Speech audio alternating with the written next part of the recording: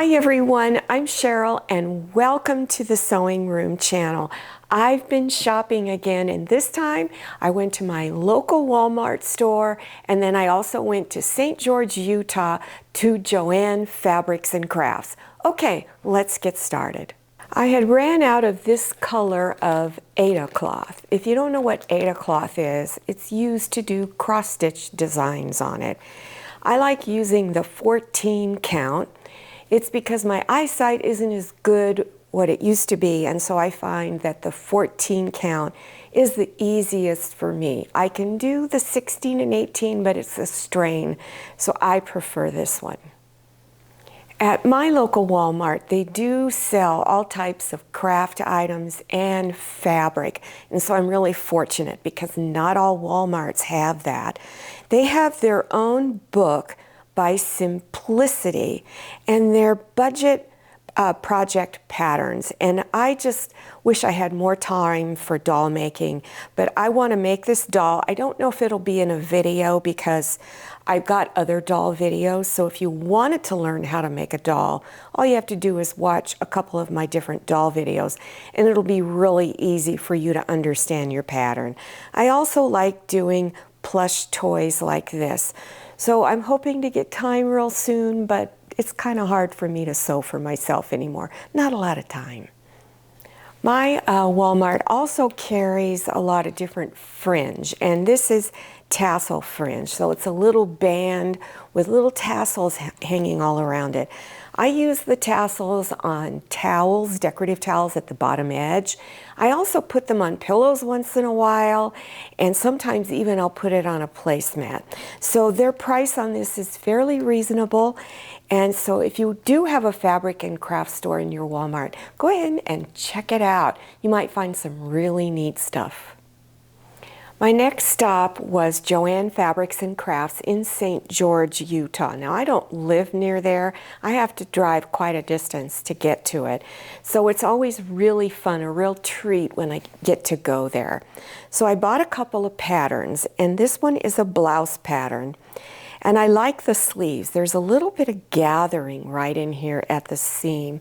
So it was kind of unique. I also like the length of the sleeves. So this is made by New Look.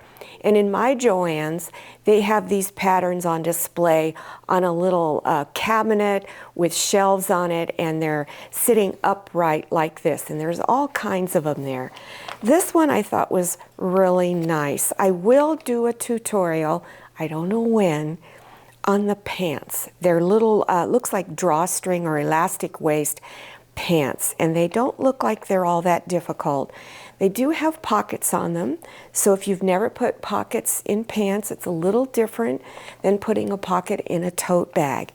And if you want to make this, all of the fabric amounts you will need are listed on the back side. On the blouse pattern also, all of the information for supplies and amount of fabric you need are listed on the back. Joann's was having their towels on sale at 70% off, so I couldn't resist them. What was unique about this one, it's plain all over, but it's got a scalloped edge on it, and I have not seen a towel made with the scalloped edge. I'm probably going to save this for a tutorial for the holiday season, either for fall decor or Christmas. This one I just loved, so I don't think I'll change anything on it down there, but I will put something fun up here at the top to hang it with. This is Joann Fabrics and Crafts Home Essentials line of fabric, and it's their more inexpensive or budget-friendly decor fabric. It's not drapery fabric, but it's a canvas, and they have a lot to select from. And what I'm going to do with this is that I want to make it into a table runner. I only bought 1 yard, but I'm going to cut it in half and try to match the print so it looks like it's all one continuously long table runner without a seam in it. This was on the clearance table, and I'm going to be making a really simple basic blouse out of it. And after I had the fabric cut and I was at the at the cashier, I noticed when you look at it, they're profiles of a female face, but you don't notice it at first. It's very abstract, but I loved all the colors. The Patriotic fabric was also on sale, so I got a little bit of a discount. And I thought this one was really cute. This was new, I hadn't seen this one before. And then this one I might have seen in the past, but I thought it was really cool. This one is adorable. It's got patriotic butterflies. And then this is some nice directional print that you can use as accent fabric. I really hadn't intended on buying any other quilting fabric while I was there, but I really loved these big flower prints. I love large print. This is my favorite. I love all of the colors in it. And you can use this for a variety of things. You can get this and make new curtains for your kitchen, make new table runners. You can even make a pretty apron out of these. They're really gorgeous, and I recommend if you get something like this that you find some other fabric that matches some of these other colors that you can use as an accent fabric. I was working on a cross-stitch project, and it called for a certain color, a couple of shades of gray and silver, and I didn't have any. So I managed to pick up a few and hope that it looks good with the project.